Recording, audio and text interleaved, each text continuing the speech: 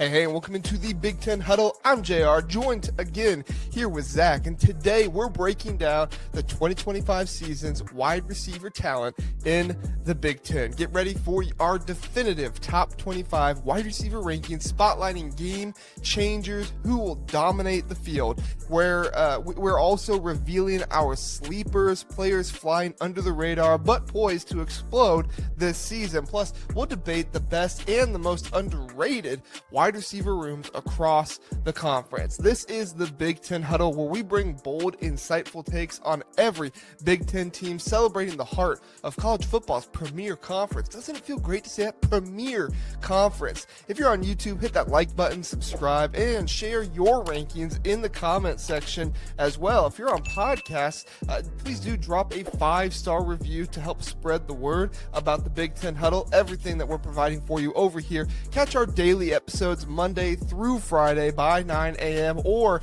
join us live in the chat. Help contribute to the show in the chat. Our live YouTube shows Sunday, Tuesday, and Thursday nights at 9 p.m. Eastern time. Follow us on Twitter and Instagram for more. Thanks for rocking with us. Let's dive into our wide receiver preview.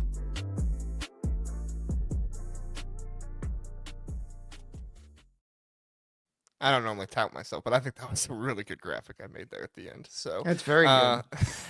Thank you. I mean, I know we're starting a new episode for the podcast listeners, but for those who are here, we were just talking about Adrian Martinez. Did you know that he was the UFL MVP in 2024 and the UFL championship game MVP? How many of those quarterbacks won championships, Zach? I mean, JJ McCarthy did, but yeah. The one that you wanted to get rid of, by the way. I legitimately commented on it and just thought, I think this is going to be funny to see if Ohio State fans latch on us, and they did. So, sorry, JJ, you have been eliminated probably from the chat, from the post there. I'm going to post that again tomorrow, and I'm going to see who is the last one standing each and every day. So that'll be fun. All right, Zach, we are going to get to our wide receiver top 25 rankings. So the way this is going to work, we are going to go through and kind of summarize our rankings. Now, if you notice, there are some freshmen and players that haven't played yet. It's because we heard you.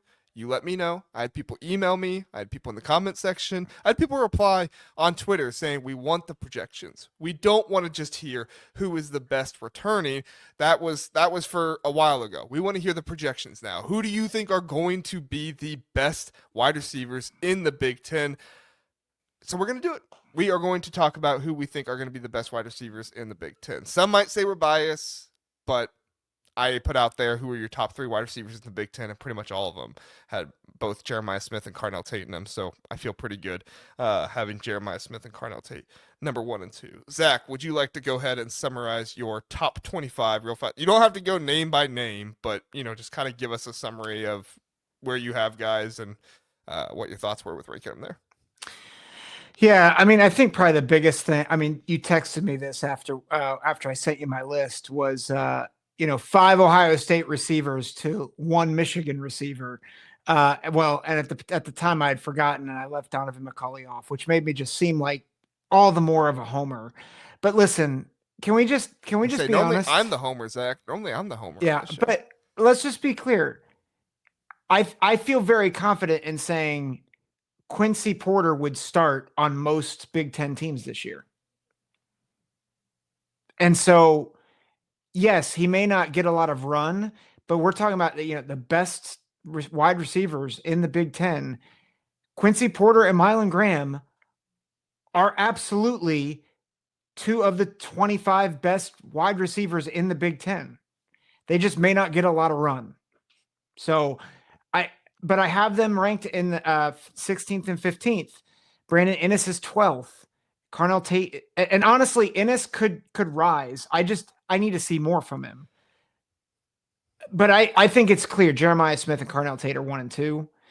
And then I think you could from 3 to 7, I had a tough time ranking, if I'm honest. Because I think they're all really, really good. But I went with Elijah Surratt because of his production.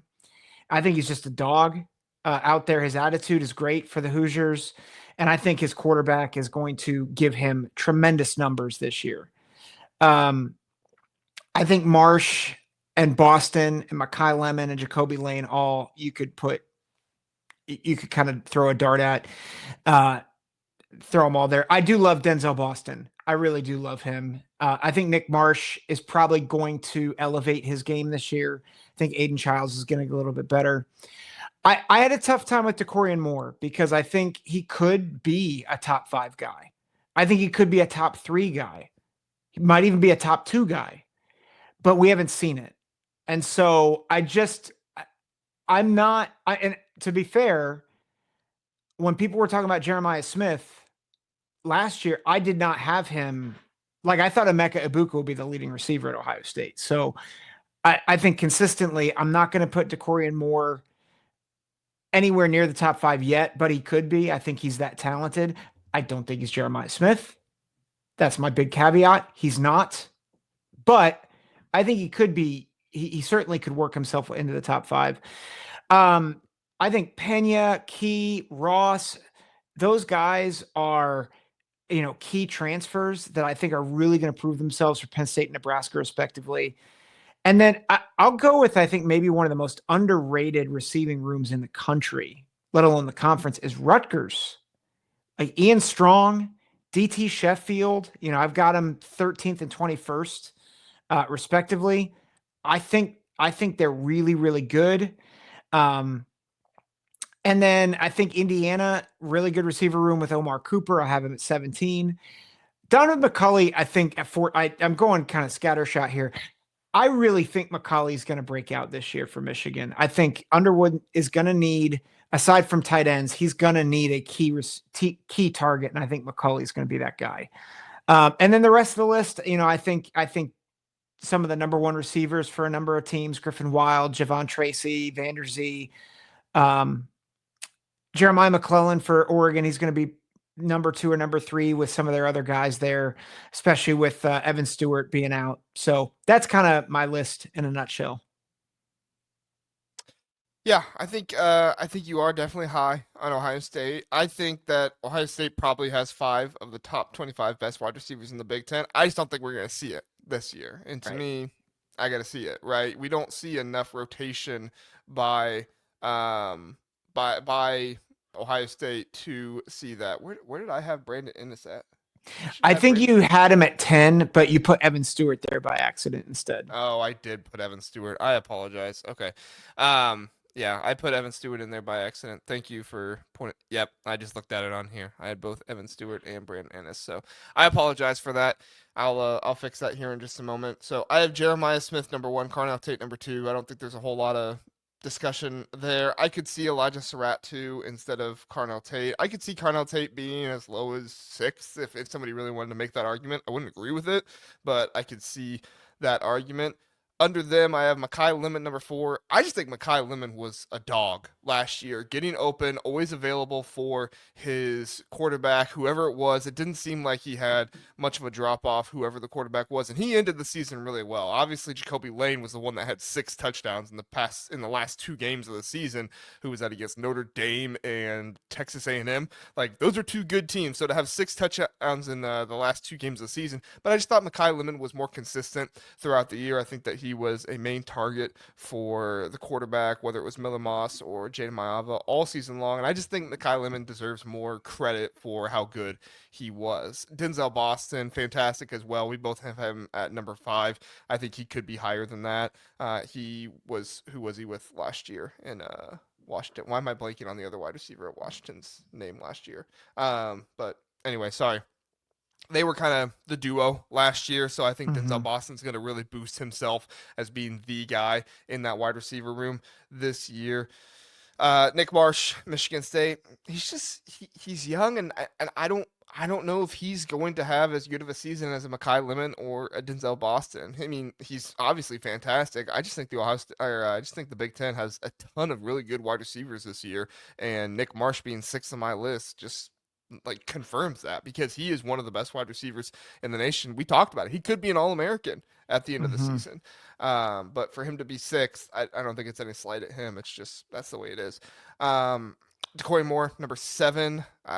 I think they're gonna have to have a main target. And from everything we hear about Dante Moore and DeCorian Moore, the Moore to Moore relationship I think is gonna be huge. I think he's gonna get Hmm. peppered with targets. I think he's gonna be kind of like Tez Johnson was for them last year, and especially with Evan Stewart being out. That's going to be huge for DeCorian Moore and how much they're going to trust him. Jacoby Lane kind of went over him a little bit already.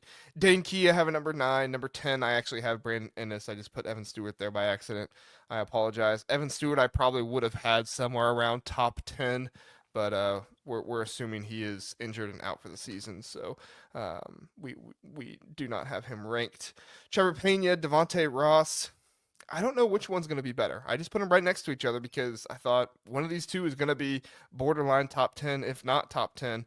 And if one of those guys is top 10, top 8, you're looking at close to, if not a championship season for Penn State, not just in the Big Ten, but in the national championship as well. There's going to Hmm. be a lot on them because if they are, that means that Drew Aller has a really good season as Yep. well.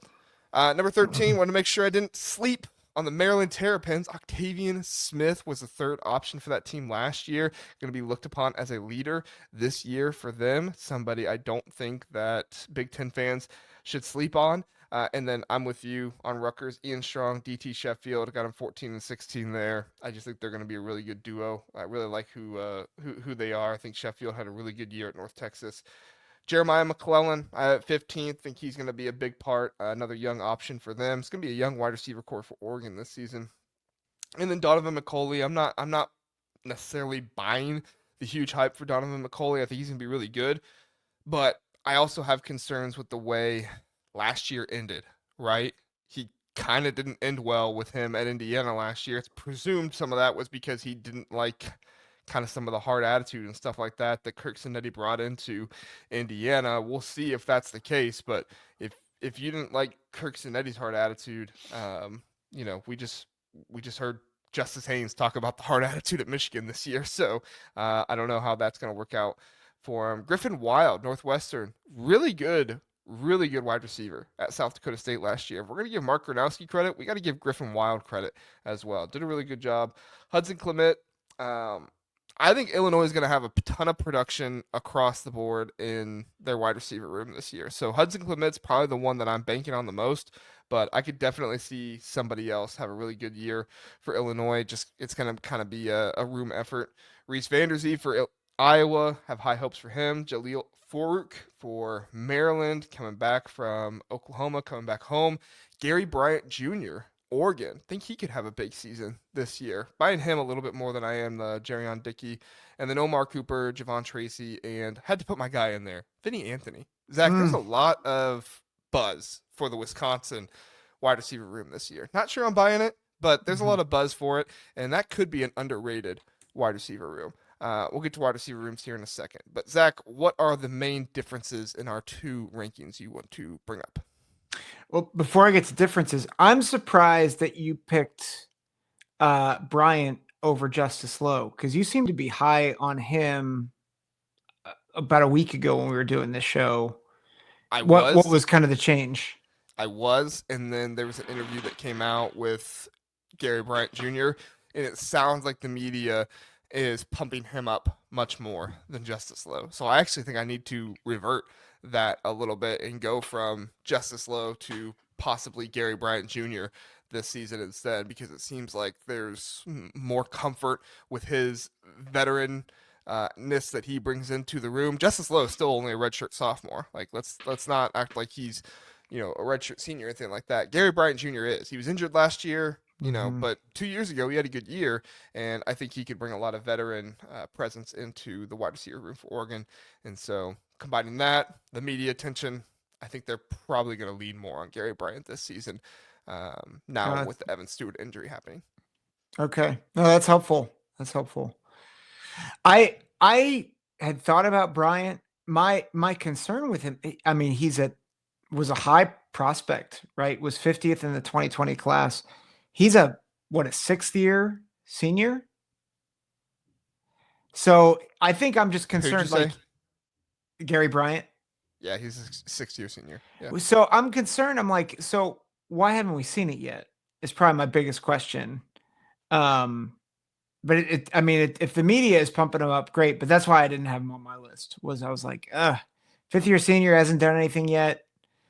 PFF, which I know PFF is kind of all over the place, but didn't look good for him in PFF. PFF So does not like Oregon's wide receivers at all.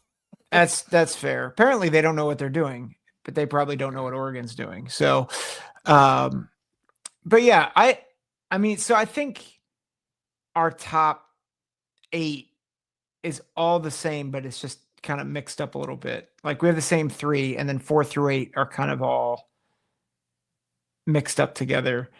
Um, I think you are higher. Let's see, where are you higher? You're higher on Jeremiah McClellan than I am, and Octavian Smith than I am. I just think Maryland is going to throw the ball a lot this season. Our guy Larry messaged us about Nolan Ray, sleeping on him a little bit.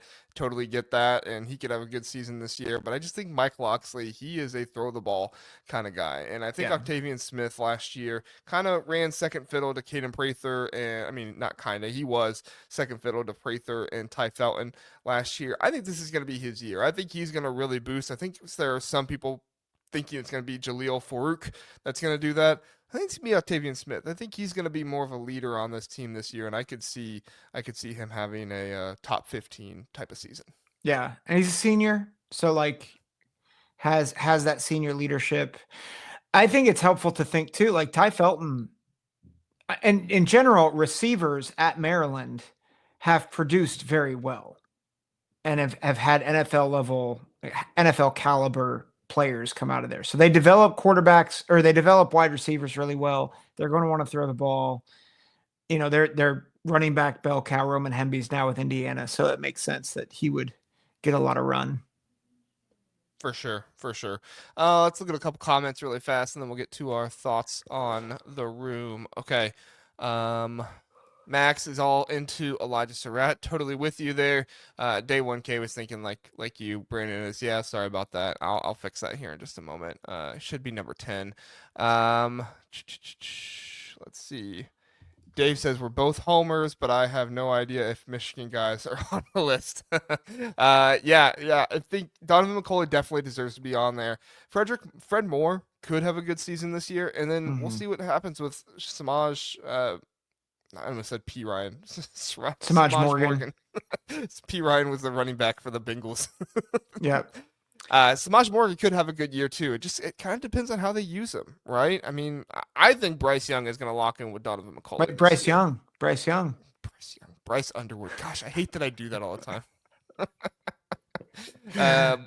Bobby Mack picking it up. JR, you have $3, only $2. Yeah. I'll fix it. Sorry, guys. Sorry. That's me trying to do graphics too quickly on the fly. My apologies. Philip says Clement could easily go higher, and I think Hank Betty could be on the back end of this list for sure. That was one of the reasons why I just didn't have a second Illinois receivers. I just don't know who it's going to be, right? I think Trimble, the true freshman coming in, could be really good for him. I think Betty could be really good for him. I just don't know who it's going to be. So it's not that I'm low on Illinois' wide receiver room. I think they did a good job of going out and getting guys and bringing in good players.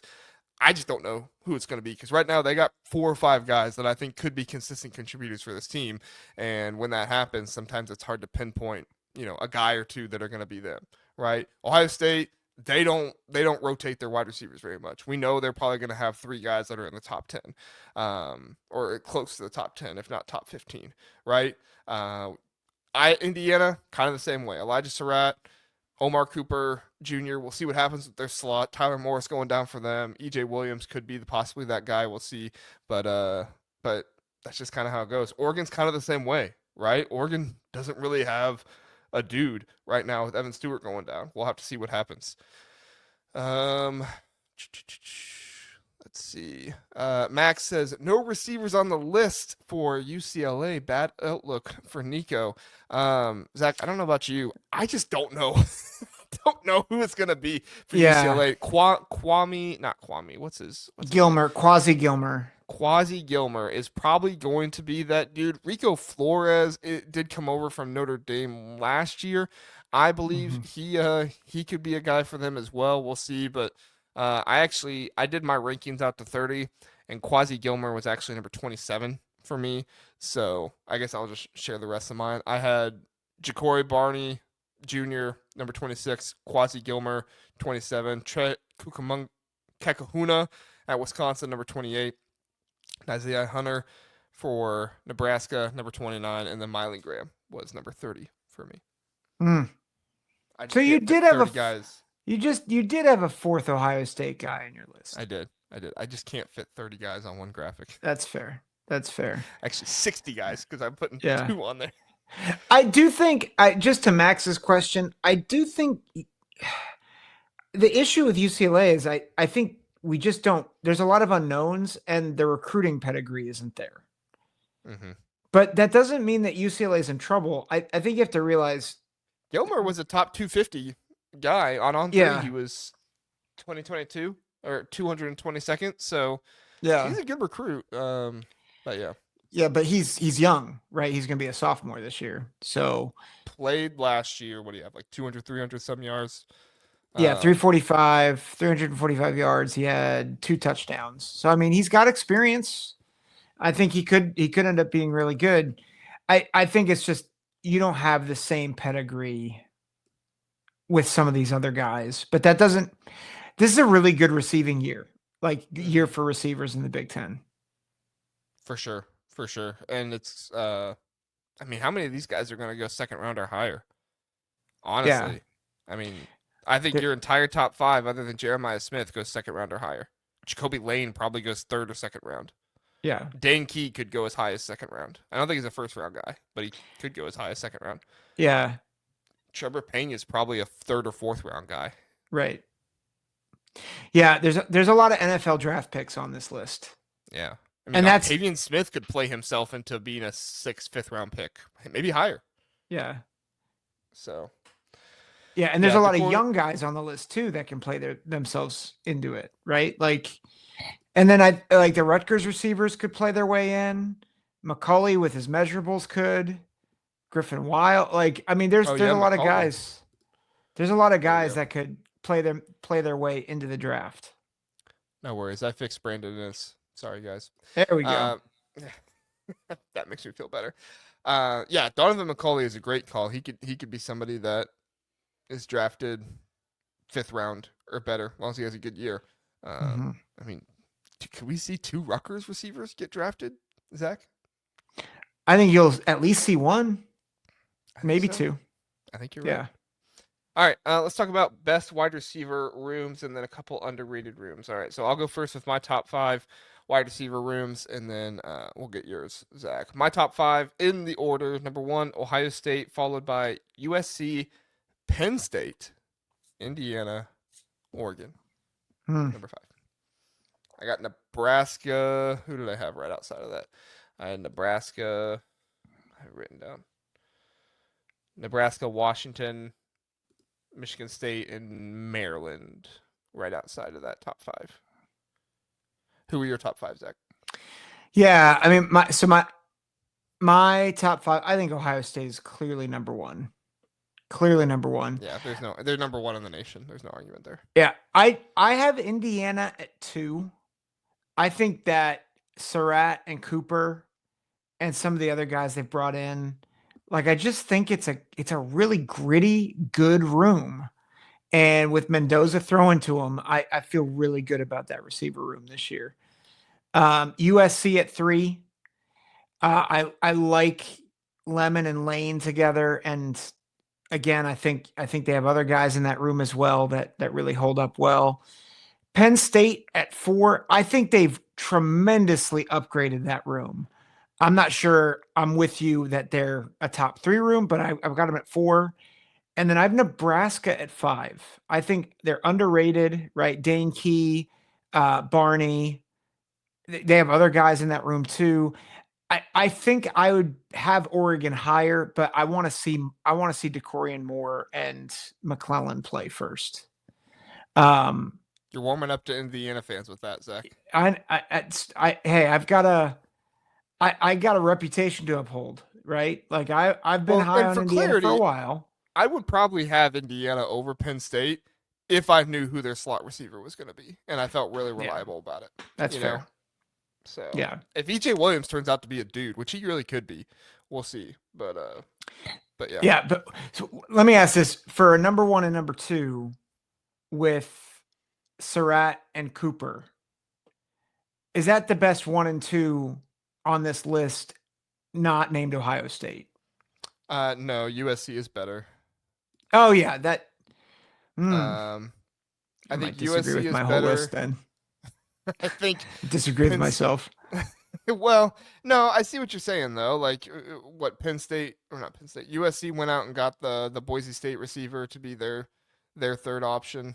You know, I'm not saying anything bad about him. I just don't know.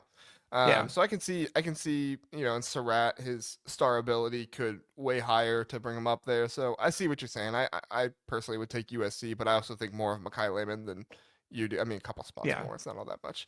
Yeah. So yeah, no, I think best wide receiver duos in the Big Ten probably goes Ohio State, USC, Penn State, Indiana, Rutgers, Maryland. Yeah. I Yeah. mean, Well, and maybe Oregon, but we just don't know who that second dude is going to be. Like, it's probably going to be Decoy Moore and somebody else. Is it Jeremiah McClellan? Is it Gary Bryant Jr.? Is it Justice Lowe? We just don't know. yeah. Well, I think that's the crazy thing you just mentioned. Like, so Oregon's a big question mark because I think everybody expects them to be great, but they're young. I think Washington has a lot of question marks because Denzel Washington. I keep doing this. It's okay. I keep Bryce saying Bryce Young, Young. Bryce Young, Denzel Washington. What a team. Yeah, the man from the Pelican Brief is on my football team. Denzel Boston, who plays for Washington. I think he is a superstar wide receiver, and I think the guys they have around him in that room, I think, is going to be good. But the room that I'm really excited to watch is Rutgers because traditionally they have not been a receiver led team, but you have Strong, you have Sheffield, you have other guys in that room who are underrated and really talented. And Mm-hmm. so I'm excited, and I'm excited for Kaliak Manis. I know a lot of people aren't high on him, but there were games where he was slinging the ball and they were scoring a ton of points. So I like Rutgers as an honorable mention, as underrated. I like Washington, certainly Oregon. I don't think Oregon's underrated, but I think they're coming. Yeah. PK is correct here. Cal's wide receiver will be playing in the slot. Jonathan Brady failed to bring him up. Thank you for reminding us there, PK. Yeah, Jonathan Brady been a good receiver for Cal the past 3 years. I mean, he's played every year that he's been there. He's just not had like he had 600 yards in 2023.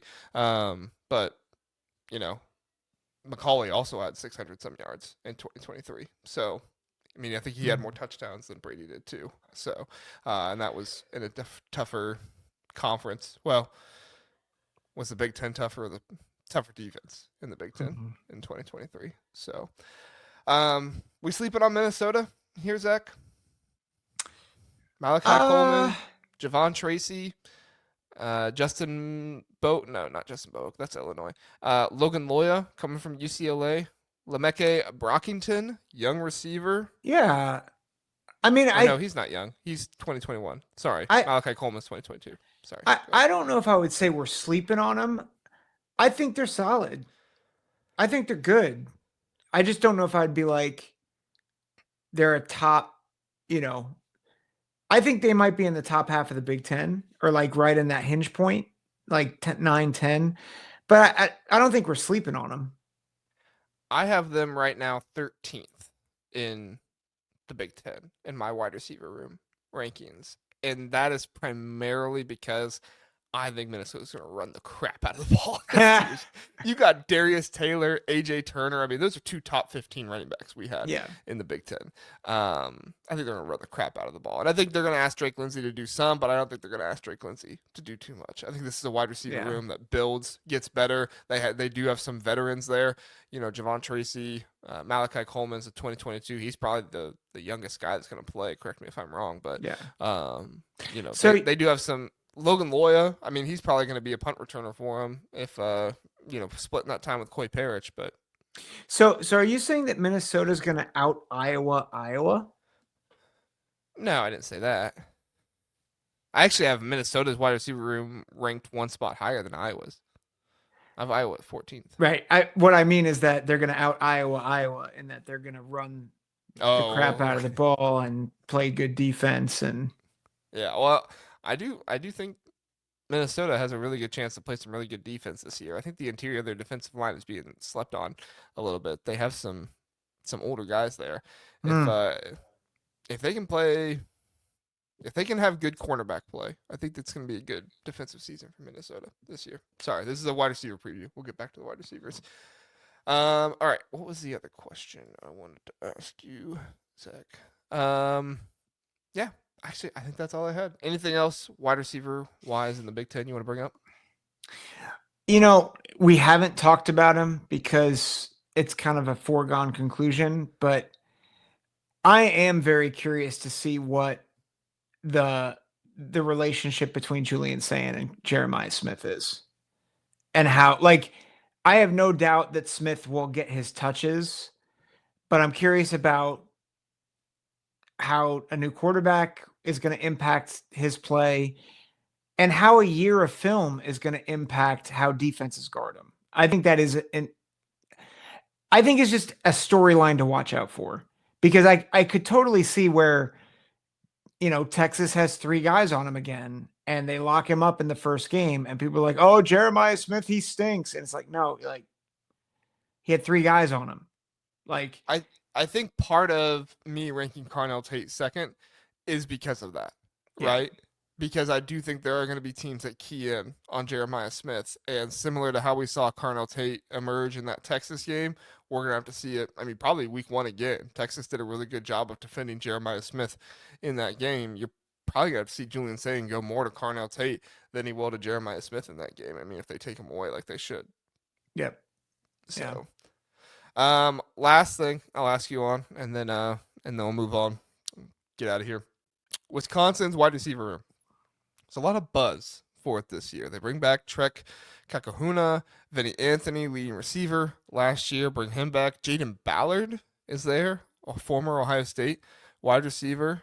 How do you feel about Wisconsin's wide receiver room? Right now, I actually have them ranked 11th, right behind Rutgers in my wide receiver room rankings. I'll post these later this week, but I think there could be some buzz there. I was listening to a Wisconsin podcast, and they ranked Wisconsin's wide receiver room as the best position group on their team. If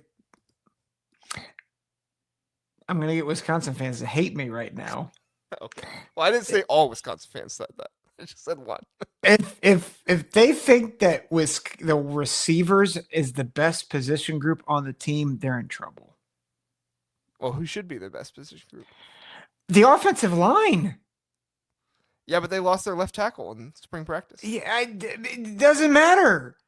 Yeah, that's who Wisconsin is. You got a Central Michigan guy. I forget what his name is, but you got a Central Michigan guy starting at left tackle for you this season. I'd have more confidence in the backup wide receiver at Ohio State than I would the left tackle. Well, yes, but what I mean is, if you're a Wisconsin fan and you're being told that Ohio State's 7th wide receiver might be your number 2, and that's your best position group and on your team, you're in trouble. I mean, but like, isn't it true that, like, we talk about Ohio State's wide receiver room, we talk about how their number 1 and number 2 are the best in the Big Ten. Wouldn't their number? You literally have 5 in the top 20. I'll be honest. I am not high on Jaden Ballard. I never really have been. Okay. Like, and that's, I think he's a good kid. He stuck it out at Ohio State for a lot of years, but and maybe he'll do well at Wisconsin. I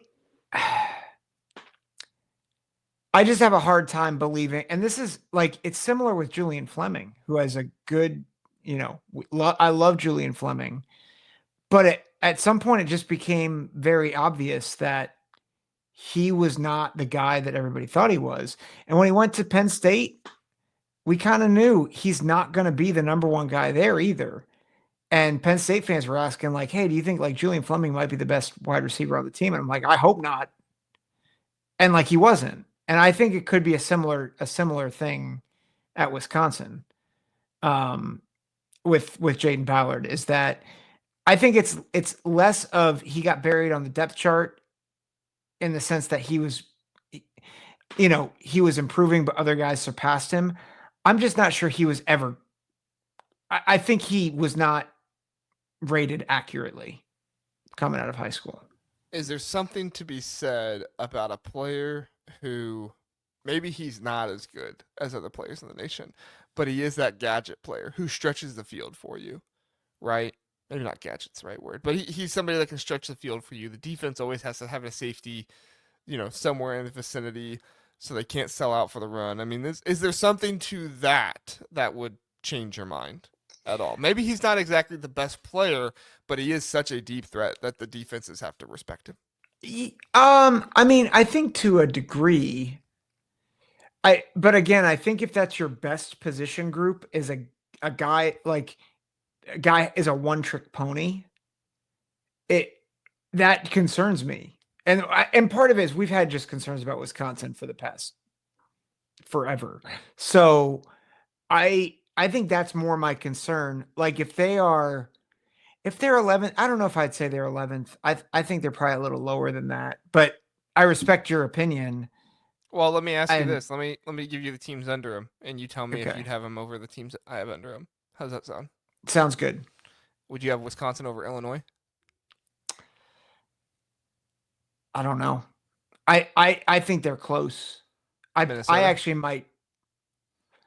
I'd probably put Minnesota ahead of them. Okay. Iowa? No. Michigan?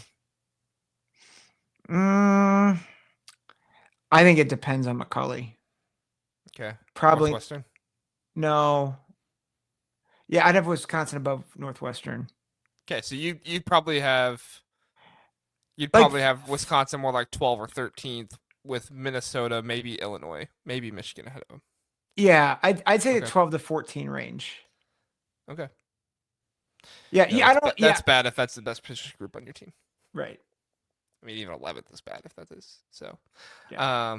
My point wasn't to say you were wrong, but no, it was to say, like, if that's your best position group, then I'm alarmed. We have Kansas State chatter in the chat. The good chef, he's from our college huddle. Kansas State. Can't say the Does name he on here. I don't know want to get something flagged. that we don't? Well, Kansas State's coming to the Big Ten.